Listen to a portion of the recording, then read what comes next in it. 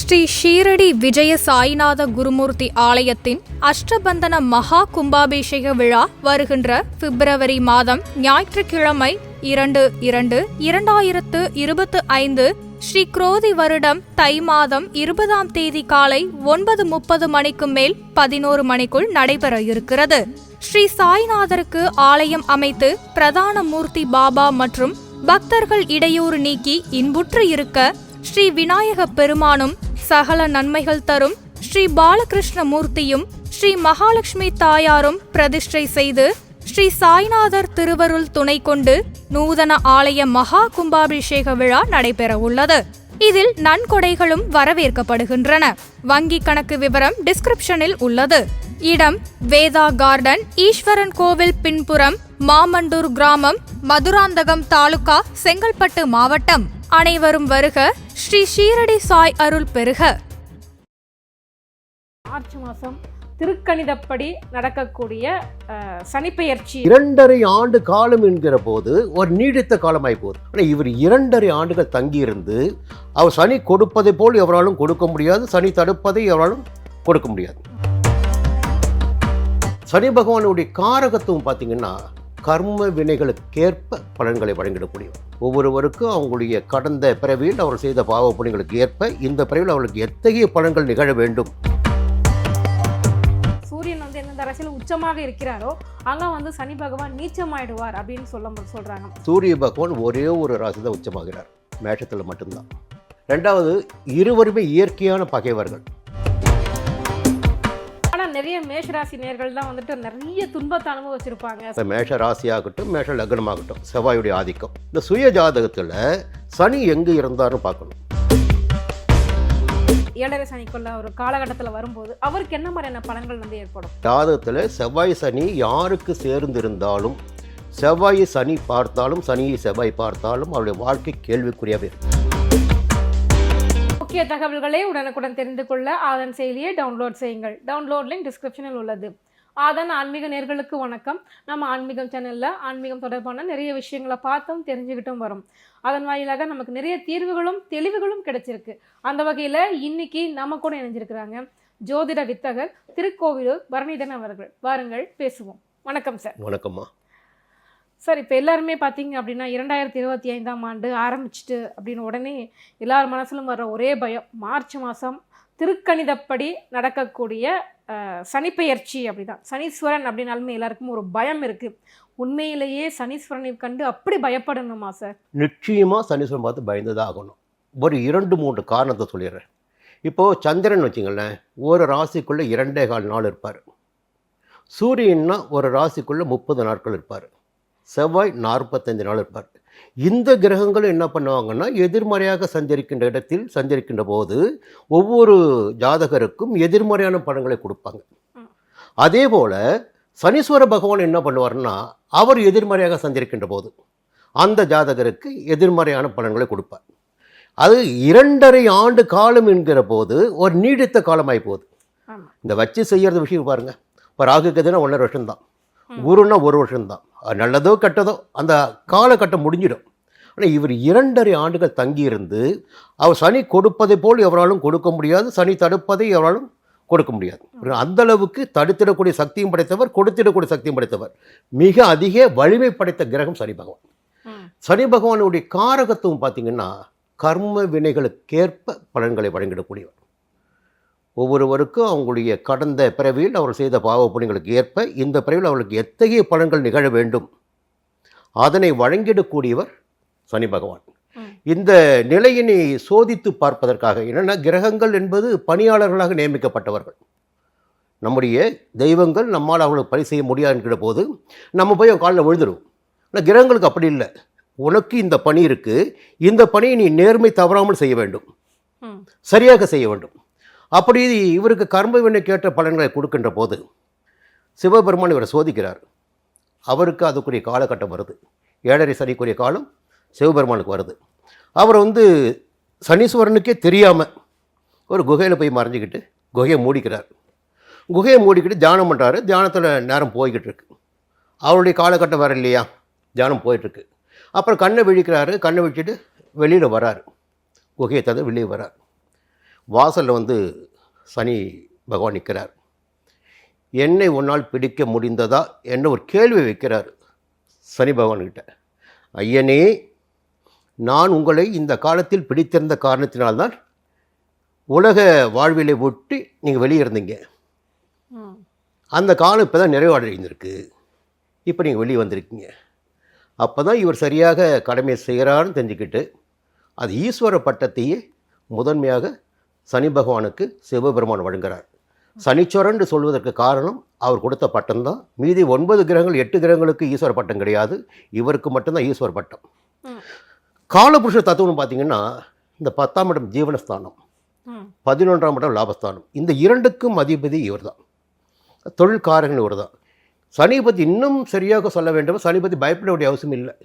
யார் பயப்படணும்னா தவறாக செயல்படுறாங்க பாருங்கள், மக்களை ஏமாற்றி அவள் தான் பயப்படணும். நீதிமான், நேர்மைக்குரிய பரிசுகளை வழங்குபவர், சிறப்பானவர்களுக்கு சிறந்த வழிகாட்டுகிட்ட கூடியவர், ஒழுக்கத்திற்கு கட்டுப்படக்கூடியவர், சரியான நேர்மையான வாதி. கடந்த பிறவியில் நீங்கள் செய்த பாவ புண்ணியங்களுக்கு ஏற்ப இந்த பிறவியில் அதற்குரிய பலன்களை அவர் வழங்கி கொண்டிருக்கிறார். இதான் சனீஸ்வரனை பற்றி நம்ம தெரிஞ்சு கொண்டது. அப்படி கூட பார்த்தீங்க அப்படின்னா சனீஸ்வரன் வந்து விநாயகரையும் ஆஞ்சநேயரையும் வந்து பிடிக்க முடியலை, பிடிக்கலையா? அது ஒரு புராண கதைகள் சொல்லுவாங்களே, என்ன காரணம் இருக்கு? அதாவது என்னன்னா, அவரை வந்து யாரால் வந்து பிடிக்க முடியும், யாரால் பிடிக்க முடியும், அது ஒரு சாணக்கியத்தனம் ஒன்று இருக்குது. சாணக்கியத்தனம் அவங்க ஈஸியாக சொல்கிறாங்க இல்லையா? என்ன விநாயகர் என்ன சொல்கிறாரு? என்னுடைய முதுகில் எழுதிட்டு போங்க, நாளை வந்து பற்றி கொள்கிறேன். அவர் ரொம்ப புத்திசாலித்தனமாக செயல்படுறார். அவர் இறை அவதாரம், புரியுங்களா? புத்திசாலித்தனமாக செயல்படுறார். அதே போல் 2-3 விஷயங்கள் என்ன, ஆஞ்சநேயருக்கு அவர் கட்டுப்பட்டவர், விநாயகருக்கு கட்டுப்பட்டவர், எல்லாவற்றுக்கும் மேலே பைரவருக்கு கட்டுப்பட்டவர். சனி பகவான் குருநாதரே சனி பகவானுக்கு பைரவ பெருமான் தான். அடுத்து சிவபெருமான், உற்பத்தி செய்த சிவபெருமான். இவர்கள் இருவரையும் வந்து அவரால் நெருங்க முடியல. அவருடைய வலிமை, அவருடைய பிறப்பு, புரியுங்களா? விநாயகருடைய பிறப்பு தனியாக பேசணும் நாம. ஏன், எதற்காக அந்த வலிமை இருக்குது விநாயகருக்கு? இப்போ அனுமனுக்கு எப்படி இந்த வலிமை வருது? புரியுங்களா? இருவருமே சிவபெருமானின் மறு வடிவம் தான் அனுமன். கண்டிப்பாக இல்லைங்களா? சிவபெருமானின் பிள்ளை தான் விநாயக பெருமான். இவரால் பிடிக்க முடியல. அனுமனை எவராலும் வெல்ல முடியாது என்பது சரித்திரம். அப்போது அவர் தெய்வ பிறவி, அவரை இவரால் பற்ற முடியல. அனுமனை நீங்கள் வணங்குகின்ற போது சனீஸ்வர பகவானால் ஏற்படுகின்ற சங்கடங்கள் விலகும் என்பதும் ஒரு விதி இருக்குது. இப்போ பொதுவாகவே பார்த்தீங்க அப்படின்னா சூரியன் வந்து உச்சமாக இருக்கக்கூடிய சில ராசிகளில் வந்துட்டு சனி பகவான் அவ்வளவு சீக்கிரமாக வந்துட்டு தன்னுடைய கடமையை செய்ய முடியாது, நீச்சமாயிடுவார். அந்த இடத்துல சூரியன் வந்து எந்தெந்த ராசியில் உச்சமாக இருக்கிறாரோ அங்கே வந்து சனி பகவான் நீச்சமாயிடுவார் அப்படின்னு சொல்கிறாங்க.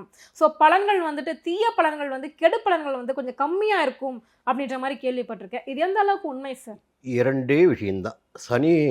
சூரிய பகவான் ஒரே ஒரு ராசி தான் உச்சமாகிறார், மேஷத்தில் மட்டும்தான். அங்கே மேஷத்தில் சனி பகவான் நீச்சமாகிறார். புரியுங்களா? சனி பகவான் நீச்சமாகிறார் மேஷத்தில். அது செவ்வாயுடைய வீடு, புரியுங்களா? 2வது, இருவருமே இயற்கையான பகைவர்கள். சூரியனுக்கு சனி ஆகாது, சந்திரனுக்கும் சனி ஆகாது, செவ்வாய்க்கும் ஆகாது. நீங்கள் இந்த விஷயம் பார்க்கணும். 2வது, திருமண வாழ்க்கை நீங்கள் எடுத்துக்கிட்டிங்கன்னா ஒரு பெரிய ஆய்வை நீங்கள் பண்ணலாம். கடகராசினுடைய வாழ்க்கை, கடக லக்னத்தில் பிறந்தவருடைய வாழ்க்கை, சிம்ம ராசினர் வாழ்க்கை, சிம்ம லக்னத்தில் பிறந்தவள் வாழ்க்கை, புரியுங்களா? இந்த திருமண வாழ்க்கை ஒரு ஆய்வு எடுத்துக்கிட்டு ஒரு பெரிய விஷயங்களை உள்ளே போக முடியும். ஏன்னா 7ஆம் இடம் களத்திர ஸ்தானம்.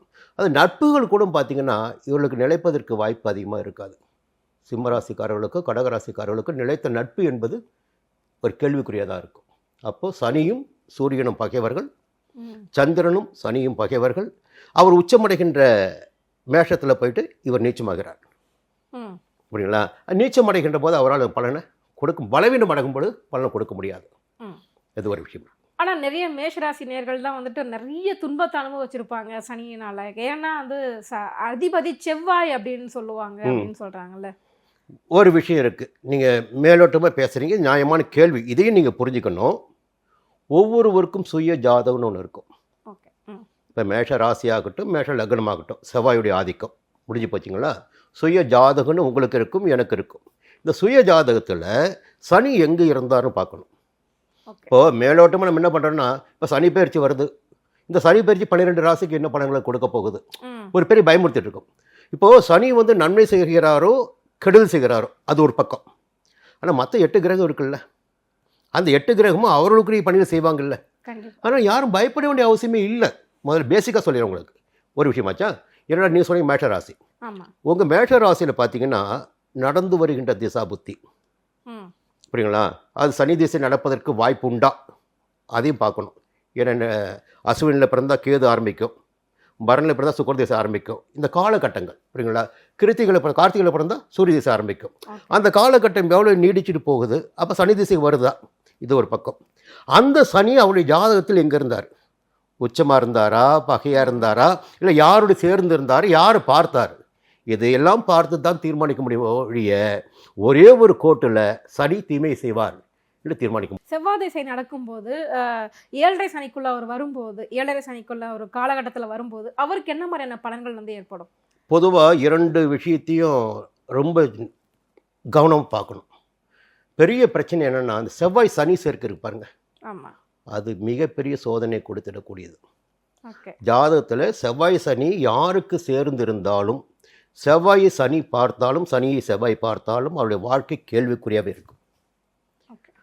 அதுக்கு நான் தீர்வு என்ன சொல்லுவேன்னா, திருச்செந்தூர் போயிட்டு வாங்க, அது உங்களுக்கு ஒரு தீர்வு கிடைக்கும்னு சொல்லுவேன். அப்போ செவ்வாய் சனி சேர்க்கை என்பது வாழ்க்கையுடைய ஒட்டுமொத்த நலன்களையும் அழுத்திடக்கூடிய ஒரு விஷயம் இல்லை. அப்போ செவ்வாய் திசை வரும்போது சனி புத்தி வந்துச்சுன்னா அவளுக்கு அந்த திசையுடைய பலன்கள் மந்தமாகத்தான் இருக்கும்.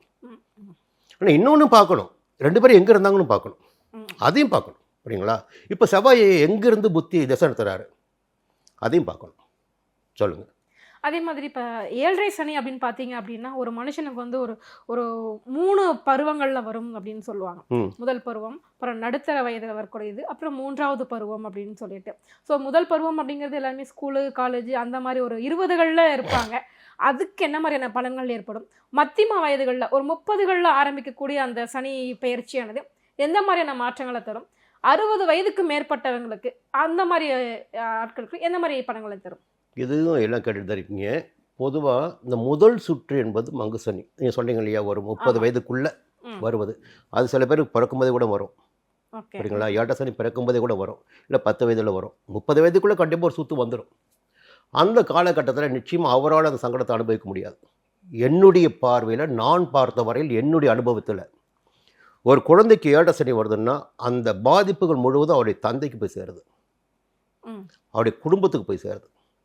2வது சுத்து 7 சனி வருகின்ற போது தான் எந்த ஜாதகராக இருந்தாலும் ஒரு நிலைத்த சொத்து, நிலைத்த புகழ், நிலையான வாழ்க்கைக்குரிய அடித்தளங்களை 2வது சுற்று 7 சனி செஞ்சு கொடுக்குது. ஒரு 3வது சுற்று வருகின்ற போது கண்டிப்பாக சில பேருக்கு 80 வயசு வரும், 70 வயசு வரும், அது தாண்டிடும். அப்போ உடல் ரீதியாக பலவீனப்படக்கூடிய ஒரு நிலைப்பாடு அந்த வயதில் ஏற்படும். அவருடைய விதி பயன் எப்படி இருக்கோ, வினை எப்படி இருக்கோ, அதற்கேற்ற வகையில் ஆயுள் தீர்மானிக்கப்படும். இது புரியுங்களா.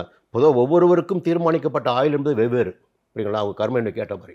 சில பேர் பார்த்தீங்கன்னா இப்போ 20 வயசில் போயிடுறாங்க, 40 வயசில் போயிடுறாங்க, 100 வயசில் வாழ்ந்துட்டு இருக்காங்க, புரியுங்களா. எதுவும் நம்மிடம் கிடையாது. இந்த கணக்குகளை பார்ப்பவர் தான் சனி பகவான், புரியுங்களா. நோட்டை வச்சுக்கிட்டு இவருக்கு இந்த நாள் தான், இவருக்கு இப்போ முடிக்கணும், இவருக்கு இதை கொடுக்கணும், அது சனி கொடுப்பதை போல யாராலும் கொடுக்க முடியாது. சனியை பார்த்து பயப்பட வேண்டிய அவசியமே இல்லை.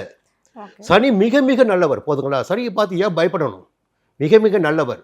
நீங்கள் என்ன செய்திருக்கீங்களோ இப்போ செய்கிறது கிடையாது, போன பிறவில் கடந்த பிறவில் என்ன செய்தீங்களோ அதற்குரிய பலன்களை இப்போ கொடுத்துட்ருக்காரு. நீங்கள் யாரும் சபிக்க வேண்டிய அவசியம் இல்லை, நீங்கள் செஞ்ச பாவம். அப்போது ஒரு படிப்பின் என்னென்னா, இவ்வளோ மீடியா வந்தாச்சு இல்லை, நிறைய பேசிக்கிட்டுங்கள.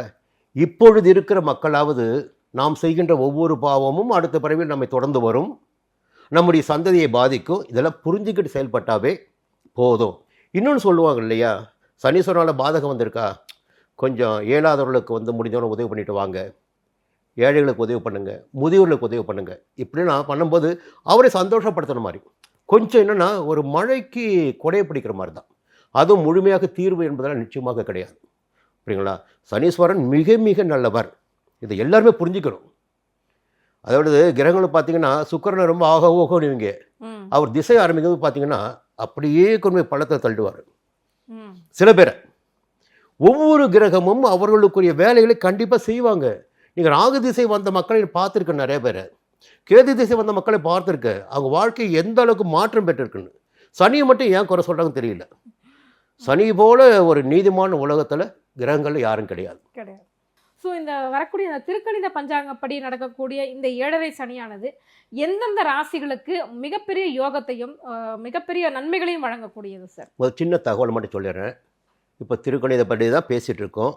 வாக்கிய பஞ்சாங்கத்தின்படி 2026 தான் சனி பயிற்சி, சரிங்களா? திருக்கணித பஞ்சாங்கத்தின்படி மார்ச் மாதம் 29ஆம் தேதி சனி பயிற்சி ஆரம்பமாகுது. அடுத்து 27ஆம் ஆண்டு மே மாதம் 3ஆம் தேதி முடியுது. இப்போ பார்த்தீங்கன்னா சனீஸ்வரன் இப்போ நாம் பேசிக்கொண்டு இருக்கிற நேரத்தில் சனி கும்பத்தில் இருக்கார். இந்த மார்ச் மாதம் மீன ராசிக்கு போக போகிறார். மீன ராசிக்கு போகின்ற போது மீன ராசிக்கு ஜென்ம சனியாக மாறுது. கும்பராசிக்கு பாத சனியாகவும் மேஷ ராசிக்கு விரைய சனியாகவும். இந்த 3 ராசினருக்குத்தான் இப்போ 7.5 சனிக்குரிய காலகட்டம். மகர ராசினருக்கு 7.5 சனி விலகுது.